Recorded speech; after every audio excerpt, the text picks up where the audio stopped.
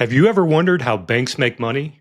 That's what we're going to talk about in episode number 76 of the Atlas Annuity Podcast.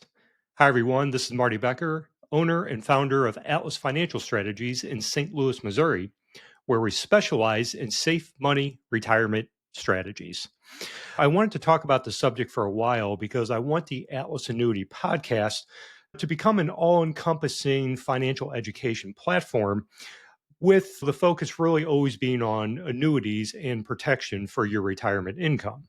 But sometimes I hear certain things like, I don't want an annuity because the insurance company is just going to take my money and then go make a lot more money when I should just manage it myself. And the first thing that pops in my head when I hear something like that is, do you have a bank account? And of course, the answer is yes. And the next question is, do you have any idea how banks make money? And I could almost with great certainty say, no, you don't. So this is going to be a very high level discussion because the banking institutions are so complex and so convoluted that I don't even think most bankers understand it. So that's why we're going to keep it pretty high level today. And honestly, I think if most people understood how the banks work, they wouldn't even be able to exist because there would be a complete uprising in this country because we wouldn't allow it anymore. So let's go back to the 1980s when interest rates were pretty high and bank CDs were paying around 9%. But in order for you to borrow money, you were paying about 15%. I'm sure a lot of you remember this when you were trying to get a home loan, you were paying 13, 14, even sometimes 18% for a home loan. So the way it worked is you went to a bank, you put $100 into a CD or maybe a high yield savings account, something like that. And then in turn, the bank promised you $9 for every 100 that you deposited. But what they would do is they would turn around and loan that money back out and they would make $15. So in essence, they spent $9 to make 6. Now on the surface, looking at this, you're thinking, okay, they made a 6% profit. What's wrong with that? And the answer is nothing. But a quick look makes you think they profited 6% when actually it was just a 6% spread. So here's how you need to look at any type of lending institution and interest rates. Think of it as like you own a hardware store. And if you bought a hammer for $9 from the supplier and then turned around and sold it to one of your customers for 15, that's not a 6% profit. That's a 67% profit. And how much does the bank have in this deal of their own money? Zero. $0 of their own money in this. And you may be asking, why don't they just use their own money? Because, and again, in your head, you're thinking that would be a 15% profit, and that's still pretty good. But that's the thing. It's pretty good, but not as good as if they could take your money and make a 67% profit. Now, in the late 80s, we had the savings and loans crisis where there was a bank in Texas that went under, and there wasn't even enough in the FDIC to cover the losses for the clients of just that one bank in Texas. And most people think banks are really safe because of the FDIC. But at the end of the day, what is the FDIC? It's us, it's the taxpayers providing that bailout. And at the time, the guarantee on banking accounts was $100,000. And then they raised it to 250,000. What did that do? Nothing, because what does that mean? It just means it falls more on the backs of the taxpayers to provide the money into the FDIC for these bailouts. So then into the early 1990s, Alan Greenspan, who was the chairman of the Fed, said, you know what the problem is? Rates are too high. That must be the problem. So we need to lower rates so we can get more money out into the marketplace. So almost overnight, you saw interest rates on like things like CDs drop from 9% to 3%. And the problem was if you were trying to live off the interest of a bank CD, your whole world was basically destroyed overnight when they dropped those interest rates.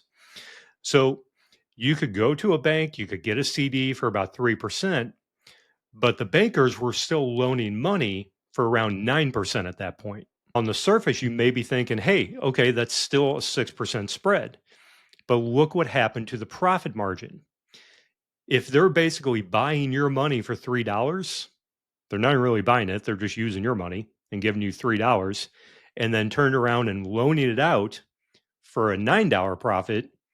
Yes, the spread is 6%, but the profit margin is 200%. So this went on for years and years. And you have to ask yourself, leading up to the 2008 banking crisis, how does an institution go broke making a 200% profit? Okay, so there had to be massive fraud or theft or something taking place in there. And a lot of people will say, leading up to that 2008 bailout crisis, AIG, they're an annuity company, they got a bailout. And what I have to remind people is that AIG is a giant financial institution with a brokerage side to it. Okay, they were doing all kinds of weird stuff with derivatives. Their insurance branch, which is American General, they were totally fine. They were totally solvent. That's the difference between life insurance companies, and life insurance companies issue annuities versus investment banks. Big difference. So you have to wonder, how did these big financial investment banks go broke making 200% profit all the time? And then they took our money as a taxpayer bailout. And then remember hearing the news stories of where the executives were getting these huge bonuses, and the money never really went back to the people, because that was the whole point of giving them the bailout, because the taxpayers came to the rescue again. And the theory behind it was, we're going to put all this money into the economy, we're going to drop interest rates that they're charging the banks. That should free up a lot of money to loan out at a much lower interest rate to the people. I don't know if you remember how hard it was to get a loan in 2008. It was damn near impossible. And don't forget all the big bonuses that the executives were getting at that point. But basically, here's what happened. The government issued something called TARP, Troubled Asset Relief Program. So basically, they took our tax dollars and gave it to the very people who royally screwed up the entire system to begin with. So the banks were getting the money at about 0.5%. Okay. Then they were turning around and they were giving you CDs and checking accounts at about 0.5%. But what they were doing is they were also turning around and loaning money out for around 4% ish, if you could get that loan. Now, if they're giving you 0.5% and they're making a 4% return on their loans, that's a 700% profit. Let me say that again. If the banks were giving you 0.5% on your CDs and your checking accounts, and they were turning around and using your money and the government's money to loan it out at 4%, that's a 700% profit. That is absolutely ridiculous. But here's the really astounding part of this whole institution is banks are allowed to do something called fractional reserve banking, meaning they only have to keep a very small portion of the money on hand in case somebody wants to come in and make a withdrawal. So normally a reserve deposit percentage is going to be around 10%. What that means is that if a client comes in and deposits $100,000 into the bank or puts $100,000 into a CD, the bank only needs to keep about 10% liquidity, meaning so they just got 100,000, they only have to keep 10,000 on hand. So now they can turn around and go loan 90,000 to someone else. What does that person do with the 90,000? They maybe go make a purchase or they go put it in the bank somewhere else. But let's say they make the purchase. Okay, the person they made the purchase from, they're going to put that money back in the bank. So now that second $90,000 deposit, they got to keep 10,000 in reserves. which means now that second bank can loan out 81,000 to the next guy, and so on and so on. So for every $100,000 that gets deposited into the bank, you have an additional hundreds of thousands of dollars in loans out there that are backed up by nothing. And here's the really crazy part. As of, let me get this right, March 26th of 2020, the Federal Reserve dropped the reserve requirement for banks to zero. So now they can literally loan out the entire 100,000 as they see fit, meaning all these shenanigans that originally caused the 2008 crisis, it's just okay now. They're free to go with no restrictions whatsoever. Now, most banks will keep some sort of reserve deposit in the vault there, but there is no regulation saying they have to. And if you really want to go down the rabbit hole and find out how insidious this whole banking industry really is, then I would highly recommend you read the book called The Creature from Jekyll Island. I read this book about 20 years ago, and I've never looked at the banking industry the same since then. And this is why I personally use high cash value life insurance policies for the vast storage of my personal money. It's a big book to read, but it is definitely worth it. Okay. And as always, what is my point in telling you all this? This is supposed to be an annuity podcast, not a banking podcast. Totally fine. When you're considering the safety of your money, okay, and what goes on behind the scenes in these financial institutions, life insurance companies, again, which are the institutions that issue annuities, they are not allowed to play these games. They are highly regulated and they must have enough reserves on hand, again, unlike the FDIC, that if they had to pay a claim to every single one of their clients on the same day, they could do it.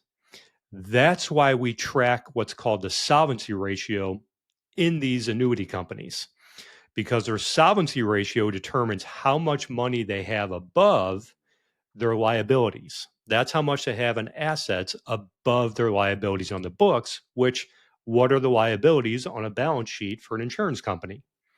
It's their clients. Okay. That's the money that they are obligated to pay out. And if we're looking at overall fairness, safety, and financial stability for financial products, you cannot beat annuities when it comes to fixed interest products. Okay. So you decide who you want managing your money. And as always, if you're new to annuities, if you're just stumbling across the podcast, I'd like to highly recommend that you go watch my flagship video series, which is called 20% More Spendable Income in Retirement, to really help you understand what annuities can do for your retirement portfolio. Once you have a chance to watch that and get acquainted with some of the terminology and how they work, the next best step you can take is to go to atlasannuity.com and book a short Zoom call with me. That way we can get all of your questions answered, and then we can determine if an annuity is even appropriate for your specific situation. And if you want to help us out, we would certainly appreciate it. Please subscribe and like the podcast on the podcast players and the YouTube channel, and then share this information with somebody that you think could benefit from hearing it. And as always, I want to thank you for joining me. This has been episode 76 of the Atlas Annuity Podcast. My name is Marty Becker, wishing you all the best in your financial education. We'll catch you in the next episode.